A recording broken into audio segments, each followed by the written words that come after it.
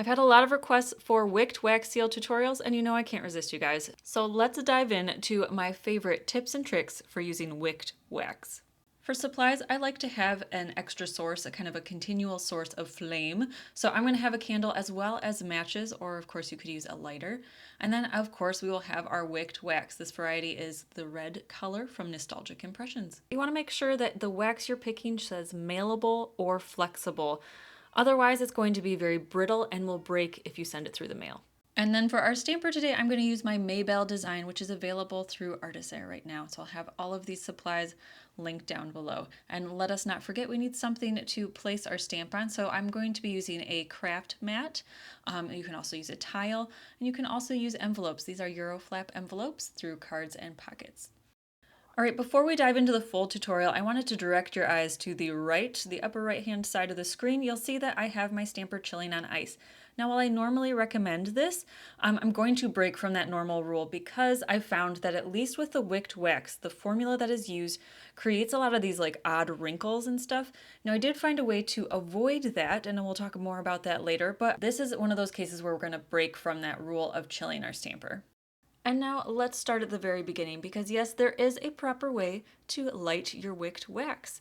Now, if it's new, you don't have to do any TLC, at least I don't. But if you've used it before, there's going to be a little bit of ash at the top. You're just going to want to knock that off. I usually just use my finger and then throw away any of that excess. You really don't want to get any of those impurities in your seal. Once that's taken care of, you are ready to light. Now the goal here is to not scorch the wax. So I'm going to keep it as horizontal as possible. See how I'm bending the candle towards the wax stick? That is again to protect the wax to make sure that it doesn't scorch.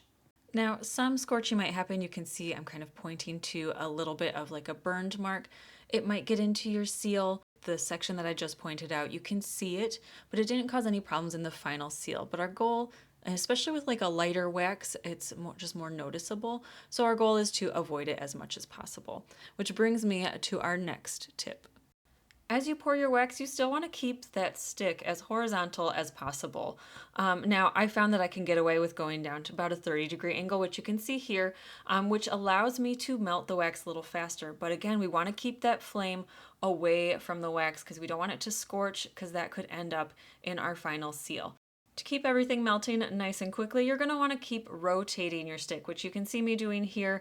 The idea is that you're just slowly melting the wax on every single side by rotating it over the little puddle that you're creating. You don't want to do too much on one side because again, you're going to end up scorching the other side if you have kind of a big overhang over the flame. Even though it will melt very quickly, it just is more likely to happen. So we're kind of just doing different things to continue to prevent the same problem over and over again. Now let's talk about pouring technique. It is really important with this method just because it is a little bit slower. Not a little bit, it is a lot slower than using like a hot glue gun or a melting spoon to create your wax. You really want to make sure that you're keeping it in the same place, not only because it gives it a more consistent look overall, but also on the scientific side, it's keeping the entire puddle warm. So every drop that comes down is hot. And so it will increase that temperature and help it to stay liquid and fluid enough to create that impression with your seal. So you want to keep it nice and warm until it's time to place that stamp down. If you're not able to do that, it's not the end of the world. And honestly, one thing that I love about this method is that because it's a little harder to control, you get a more artistic finish overall. However, keeping it as consistent as possible will guarantee that you have a better impression overall when you place that seal down. If you don't do that and your wax is already starting to dry, there's going to be sections that don't take the impression or that just look more jagged and rigid.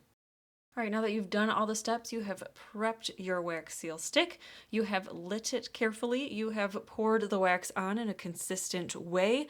Now you are ready to place your stamper, and the trick with this is that you want to place it as fast as possible. And I really want to emphasize this needs to be done quickly. This wax, I don't know what it is. Just the way that it's made, probably because of the flame that is there, it needs to be placed down super duper fast. It makes it harder to line it up perfectly, so you're more likely to have kind of that irregular stamp, which again, I kind of like with this method because why would you do the more hands-on technique if you're not going to have a more hands-on look? but it is something to note if you don't want to get all of those wrinkles and weird impressions, you want to place it down very quickly. Now, to a certain degree, this is true with all wax, melting wax, but for some reason with the wicked wax sticks, they're just more susceptible to these problems. I'll be elaborating about this in another video shortly, but I just wanted to really make a note here because it just seems to be a quirk with this style of wax. And that, my friends, is how you make a wax seal with the wicked wax. I hope that you found this tutorial helpful, that you enjoyed my tips and tricks, and that you just enjoyed seeing some beautiful, oddly satisfying wax seals being made. If you have any questions about wicked wax specifically, or just requests for future wax seal videos, I'd love to hear them in the comment section down below.